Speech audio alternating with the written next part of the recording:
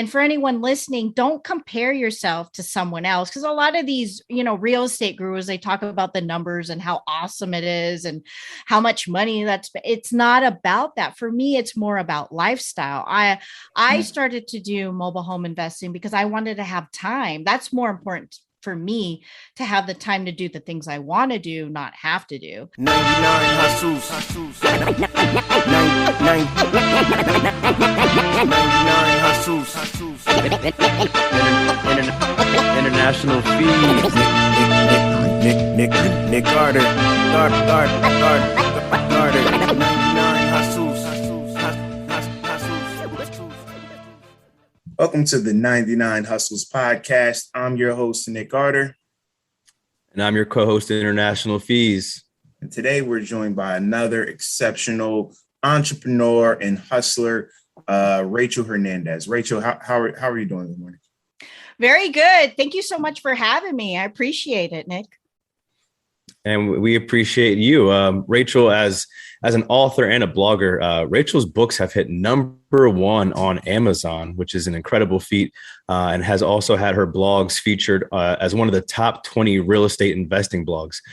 Rachel is a serial entrepreneur who's made a really big hit in the mobile home industry. So, Rachel, before we get into those details, why don't you take us to the genesis of things and kind of, share your story and how you got into the entrepreneurial space? Sure, no problem. So I first got interested in real estate investing. Actually, I had started before mobile home investing, reading the book Rich Dad, Poor Dad by Robert Kiyosaki. And from that book, I know a lot of people, start with that book. I learned the concept of passive income, because before I didn't know what passive income was. Basically, income that's not dependent on you having to earn it. I've always wanted to be an entrepreneur. I've always wanted to have my own business, but I've just learned it's always active income. You've got to be the one making the money. And through that book, I learned the concept of passive income. They got interested in real estate investing.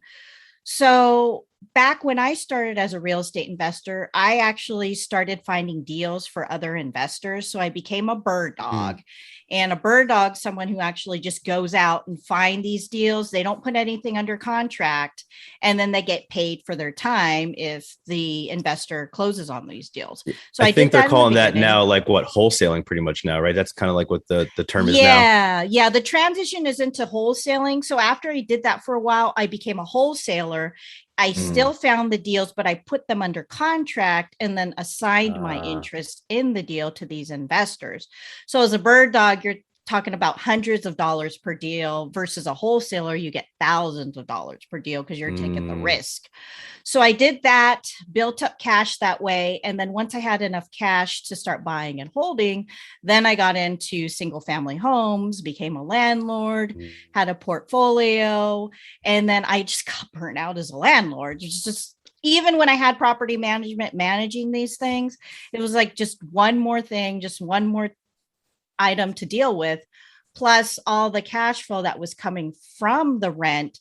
A portion had to go towards a mortgage. I'm like, I don't know if that's going to work for me. I just kind of got burnt out with the whole thing. And, you all know single family homes, there's a lot more money involved to get into one. So after that, I just sold my entire real estate portfolio. And then I stumbled upon Lonnie Scruggs, his Deals on Wheels. It was a course before it became a book. Read that, got into mobile home investing. And now I just buy these mobile homes for cash.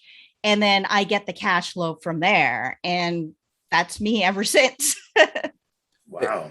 That's a lot of things to kind of start and end with. What was like the timeline here we're talking? Is it over a course of a couple of years? You're talking a couple of months? Like how long did did this process, take? Sure.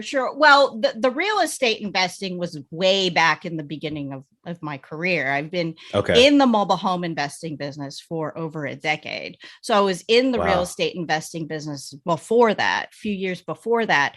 So basically, this is spanning a long time, a lot of mistakes, a lot of failures. But I will tell you, my first mobile home deal, it took me almost a year to find. Wow. So it was like 8 months. Had I stopped at 6 months, I probably wouldn't be here telling this story. I may not be a mobile home girl.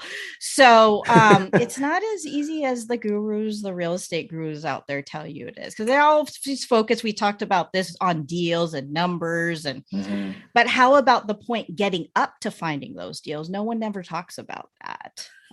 Because it's hard and it could be frustrating sometimes. So getting to your first deal is probably one of the hardest things to do as a real estate investor. Exactly. And that's what gets you in the game. So right. And Rachel, so speaking of like in the game, is like, so you read Rich Dad Poor Dad. So it was like it was just like a light switch that went off. Like prior to that, did you have any, any other type of business experience, family members that were entrepreneurs, or any classes or anything, or, was it really just that one book that kind of just, turned you into an entrepreneur? Yeah, actually, my family, I come from a family of professionals. So my dad, actually, he really wanted me to and I was going this route, but this is not the route that I wanted. I've always wanted to be an entrepreneur. I had the traditional lemonade stand as a kid. I did puppet shows just to raise money for candy. That was my whole thing as a kid. I just wanted, I was deprived. My mom, she deprived me from candy. So I was always thinking about things to raise money for candy because I just wanted candy. So I did all those things. And then as I grew older, I really knew that I wanted to have my own business. And I remember I think it was in college, I had this career consulting business because I actually had a lot of experience in college. I was working in the entertainment industry, and I just had a lot of experience, big name companies. So then I started just consulting people, because I was consulting people who were older than me who didn't know what they wanted to do before they graduated. So I was making money that way. And then I had like 3 jobs in college. I was taking notes for the university and they were paying me. So I always had some kind of side hustle going on. So you always found a way to be able to afford candy, huh? Pretty much. Yeah. I've always been a workaholic. So if I'm not working, then I'm thinking about like my next project. So I didn't have much of a social life in college. So I feel that I missed out on that portion, but there's a trade-off. So but yeah, so I was actually even in a pre-MBA program in college, and everyone in that program was actually older than me. They had already graduated. And I decided not to pursue my MBA. I had a mentor, and she was actually getting her MBA. And this girl is like super smart. She had a master's and a PhD at MIT, and then she had her undergrad at Stanford. So, I mean, it was crazy, but she was like, Rachel, you do not belong here. I don't see you being a management consultant or being an investment banker, because a really small percentage of students who go through MBA school, a really small percentage become entrepreneurs. That's the statistics. So I decided not to do that. And after college, I was just thinking, I was working. I was a sales executive for a few Fortune 500 corporations. And I was thinking, what am I going to do? And I was thinking about having a coffee shop, and then I like music, and maybe I can make music on the computer. And then I read the book Rich Dad Poor Dad, and then Gotcha. So it kind of sounds like you were trying to find like a passion to kind of keep you interested, because you had like, I guess, the work ethic already, but you didn't really know what to apply that to that still would keep you, fulfilled in some way. Exactly. And I will tell everyone, I mean, I know it's not for everyone, my sales background, I doing the sales, I was doing business to business sales, and everyone there was they were older than me. And I was just like newly out of college. But my boss, who hired me because she was also a humanities major, I was a humanities major in school, she liked me. I think, Rachel, you can do this. That really helped for me as an entrepreneur, getting to know my sales skills. I'm already an extrovert, but it actually just kind of honed it in.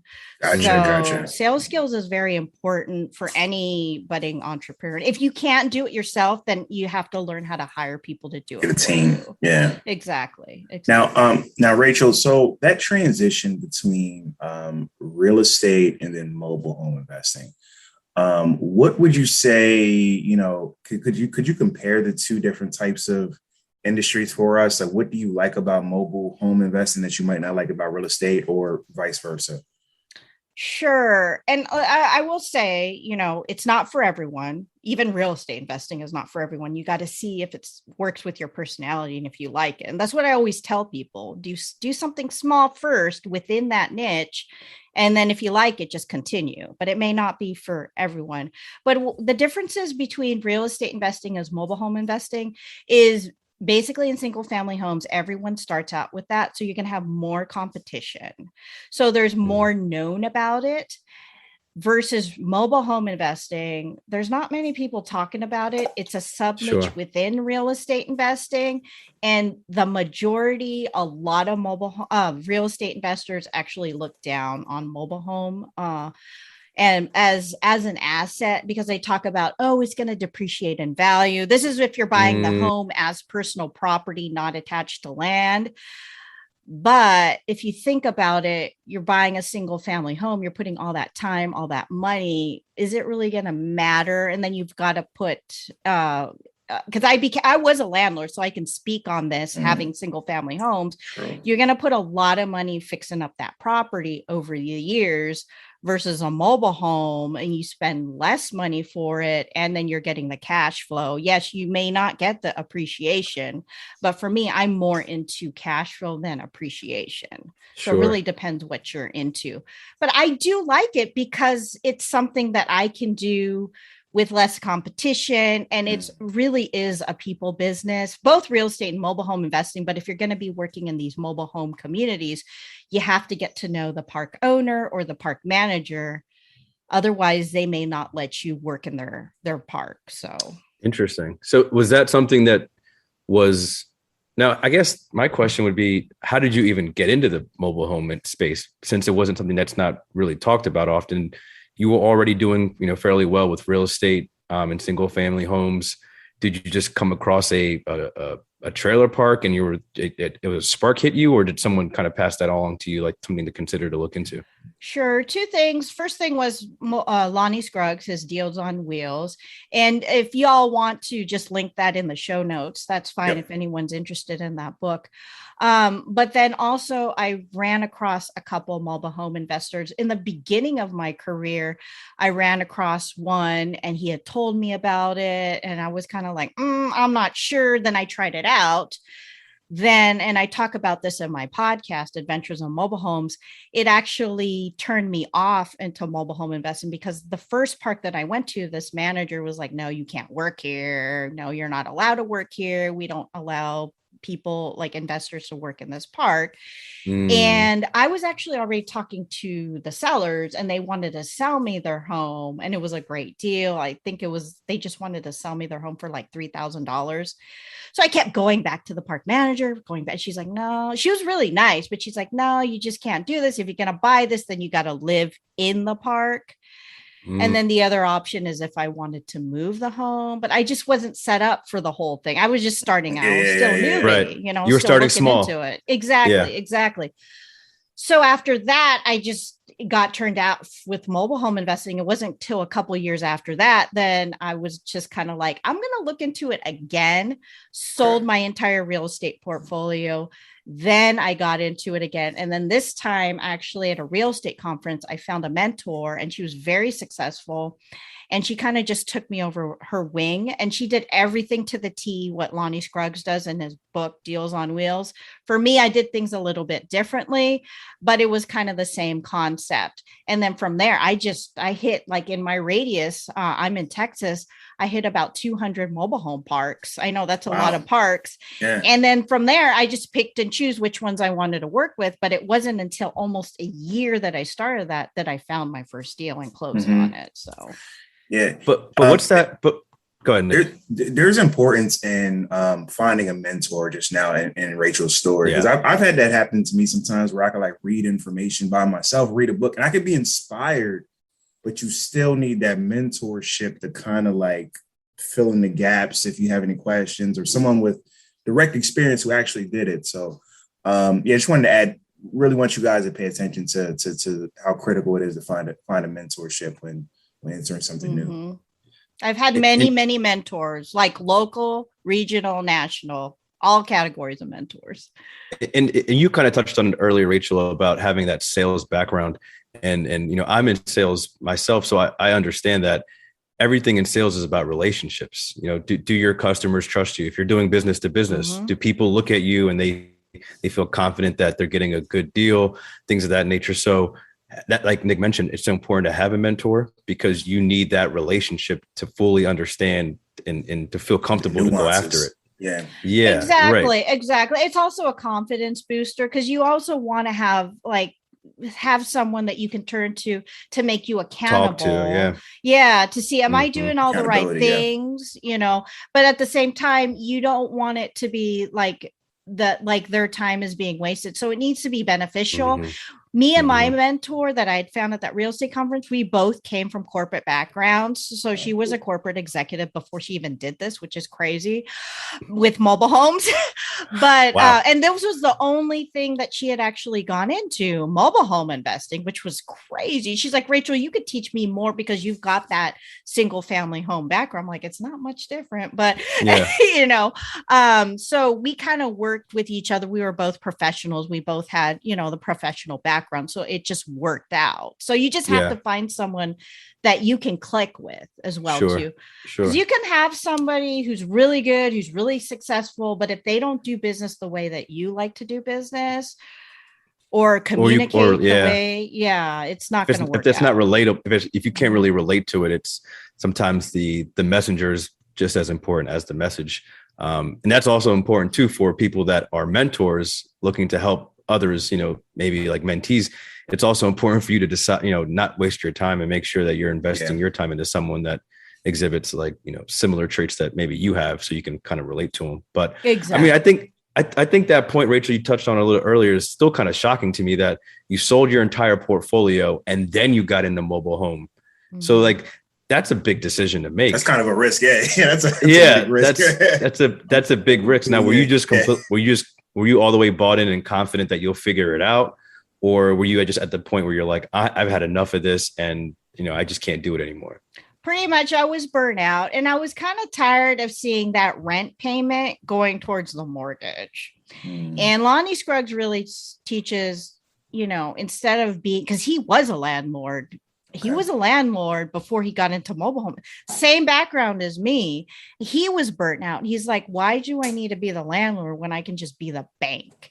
And I found that the bank, no matter what you did, they were the ones that kept getting paid every month. You don't call your bank and say, hey, I can't pay this month. Unless, you really, what I mean? Yeah. Right. Your landlord, okay, people call up their landlord. So I'm just like, at that point, I had to change the way I do business, change the way where I'm going to be going in the future. That's the difference.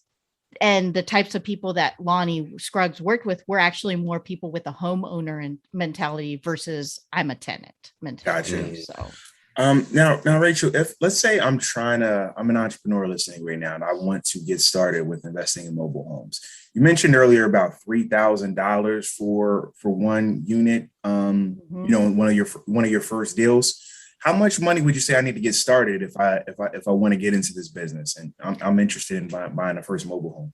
And how much money could I be able to make, coming out the gate? That's a real quick question, Nick. And I will say it is different for everyone depending on your market and the types of mobile home parks you're going to work with. Because I buy these homes as personal property, meaning they're not attached to land. And there's 3 different types of parks. They're your low end, middle of the road, and higher end parks. And I talk more about this in my book, Adventures in Mobile Homes, which you can link up here in the show notes.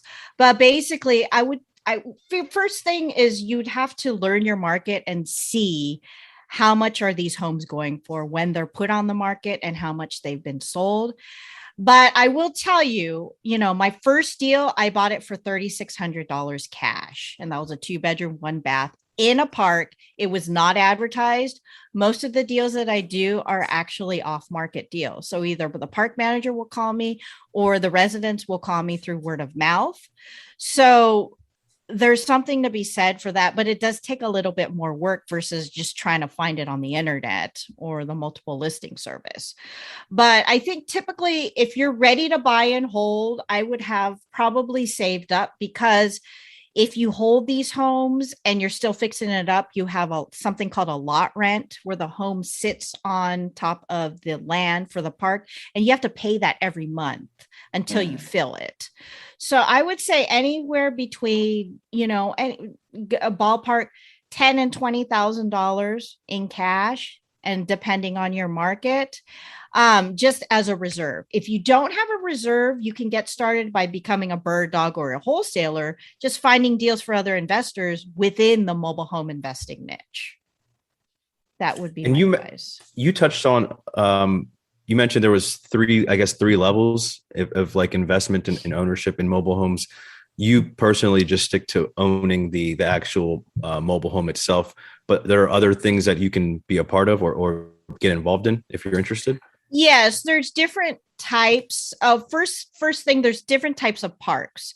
So there's the low end parks, which most people think about when they hear mobile home parks. There's middle of the road type parks, and then there's higher end parks.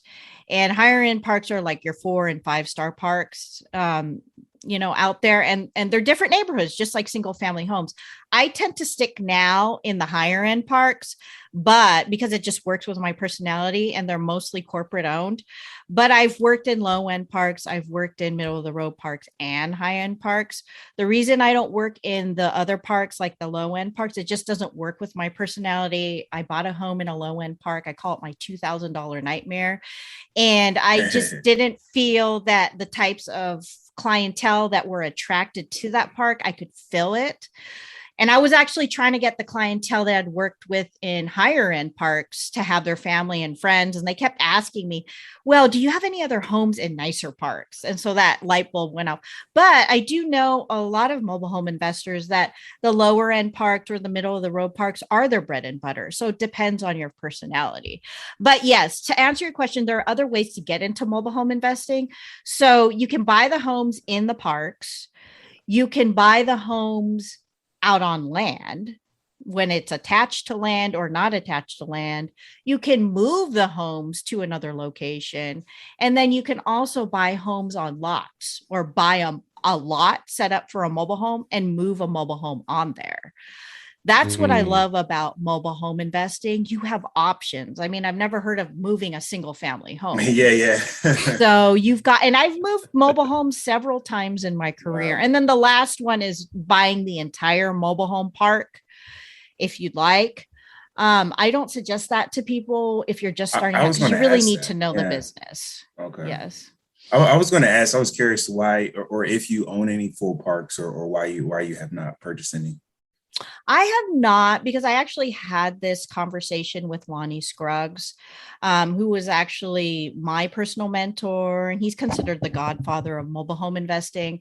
But the reason why he didn't get into mobile home park investing, pretty much buying the entire park, was that he wanted to have the freedom to travel with his wife in an RV across the United States. And with the mobile homes, he said, I could do this because these are people with a mobile home homeowner mentality. But if he owned the entire park, he still has to manage the park, even though there's management in there. And then plus the expenses associated with parks, and not a lot of people know this, can be huge. And I will send you the link to my podcast episode about the truth about mobile home parks, if anyone is interested, and if you all want to learn what my personal thoughts about it. But I think there's more than meets the eye when getting into mobile home parks. And personally, there is a lot of hype around that right now. Personally, that's what I think. So So it's a headache. It's not worth the it's not worth the headache is what it sounds like. You've got to have a lot of time and a lot of money to get into these parks. And the people who are actually teaching about investing in mobile home parks, they actually had a lot of money when they started buying. I'm talking about millions of dollars. Oh, so. man. Yeah. Gotcha. Yeah. Gotcha. Yeah.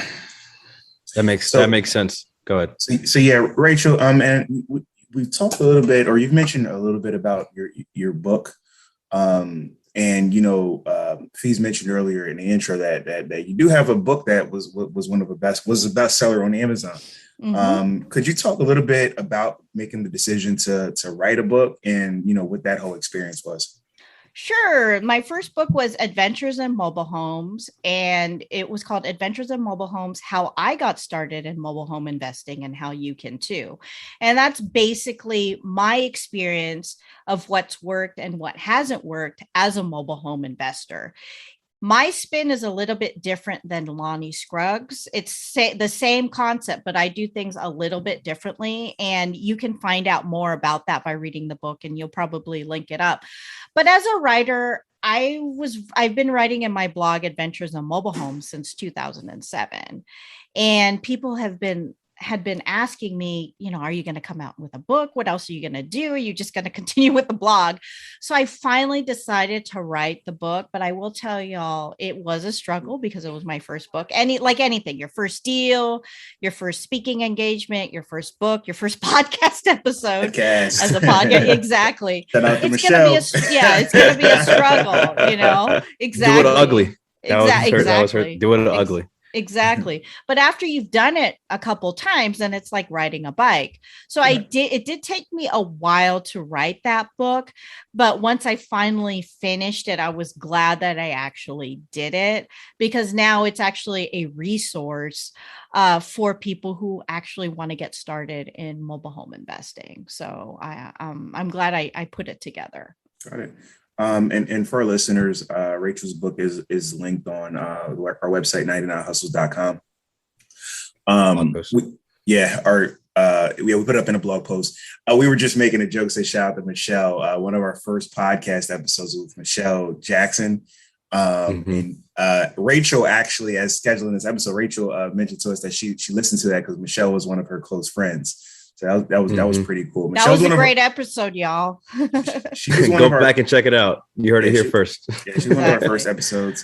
And what Fees mentioned is how she said to us, "Do it ugly." The concept of "do it ugly" is like it's just good to just get something out there, as opposed to just being a perfectionist.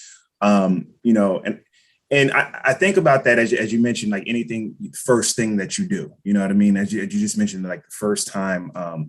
Writing a book. Can you talk a little bit about, people, what the reception was like, as people read it and, different questions they ask? Were there any misconceptions that you see from people as they get into mobile home investing, or, what do you see from your readers? Right. What type of responses do you typically see? Well, from reading the book, a lot of people were interested in the mobile home investing just from a numbers perspective. Mm-hmm. And I can see that as a beginner investor. But as I always tell everyone, it's not just about the numbers. I know that's a portion of what being an investor is. The numbers do have to work for you, but it's also about learning how to create these processes, your business, setting up your business, your sales. I mean, there's so much you've got to learn as an entrepreneur. So I try not to just focus on the numbers. And for anyone listening, don't compare yourself to someone else, because a lot of these, real estate gurus, they talk about the numbers and how awesome it is and how much money it's not about that. For me, it's more about lifestyle. I started to do mobile home investing because I wanted to have time. That's more important for me, to have the time to do the things I want to do, not have to do. So now I don't have to be out there hustling every day trying to find mobile home deals, because the cash flow is coming in, and I can do other things like have a podcast, write books, do a speaking engagement. We had talked before the interview. I just spoke at PodFest. So just different things that I like to do for fun, Right. So that's really what it is for me. It's a means to an end. So not to mention that you doing these things for fun also funnel back into your business because you're being able to speak about the things that you've already done. So it's like it's one of those things where I guess you found it's a lifestyle. You found like a passion that you can actually put your all that work ethic into. So that's incredible. So being that you got burnt out with real estate, came into mobile home investing, and you've kind of found like a lifestyle that fits more your style. Would you at this point say that you're happy? Yes, I am very happy. I think I'd be happier. I'm happier now than if I went gung ho into real estate investing and was doing what everyone else was telling me to do because I've been there. I've learned from the real estate gurus. I remember there's one story, and I've told this in my podcast, where I just learned the system and I was miserable because the system depended on me making offers from home and sending offers to these banks, and I was just in the office all day. They were like, send out 100 offers to get one accepted, and I was miserable. Now some people were like, that's fun, just stay at home. No, I'm an extrovert.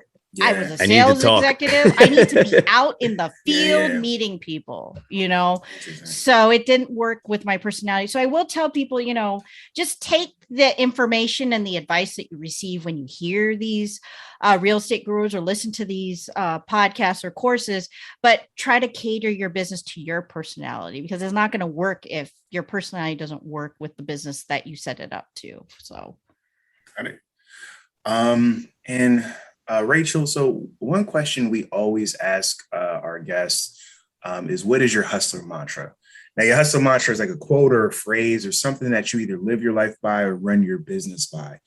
So if you had to come up with one hustler mantra, Rachel, what would you say that is? Sure. And I've been saying this from the beginning, from when I was writing my blog, Adventures in Mobile Homes. My hustler mantra is success is a journey, not a destination. I like that. I'm gonna put that on my back wall right there. We got to get the letters. I know, right? To come up with I need the lights. Just flick it on when it's time. That was a good one. That was one of the better ones because that was short, concise, and to the point, which I can appreciate. I've been saying it forever, so. And clearly it's working. You've got enough time and money to buy as much candy as you want now. So yes, things are exactly. Things are going. Even with Halloween just ending. So awesome. And real quick, Rachel, we're obviously going to link out everything that we kind of talked about on the episode. But real quickly, if you wanted to shout out where people could find you, either online or your social media handles or your website, you can go ahead and do that now. Sure. I want to shout out a couple things. First, y'all probably know my good friend Nick Lofer of the Side Hustle Show. And if you all want to link this up, I was interviewed on his podcast if anyone is interested in learning more about mobile home investing. But I was also in his book, which is called 1,100 Ways. And y'all can link it up in the show notes as well, too, my story and expertise in mobile home investing, if y'all want to read more about that.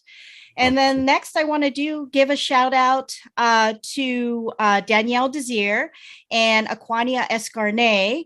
And they actually interviewed me recently for the Millennial Wealth Builders series, which is a podcast series, which is going to be turned into a book. And they received a grant from the Plutus Foundation, from the Plutus Awards, to actually put on the series. So if any of y'all want to check out my interview there about how I built wealth through mobile home investing, I'm sure you all can link it up in the show notes. But if anyone wants to learn more about me and get in touch, the best way is to go to my website, adventuresinmobilehomes.com. And I'm also on social at Mobile Home Girl. I'm pretty active on Twitter and also Instagram. So. Awesome. Rachel, that was incredible. We really appreciate your story, your and all the things that, me personally, I know I'll take from this, and I'm sure the entire 99 Hustle Nation can take from as well. But that's a wrap for this week's episode. Thanks for listening to the 99 Hustle podcast. Be sure to visit 99hustles.com to join the conversation, access the show notes, and discover our amazing bonus content. Please rate, review, and subscribe if you enjoyed this episode. Always remember, there are 99 hustles. All you got to do is choose one. 99 hustles.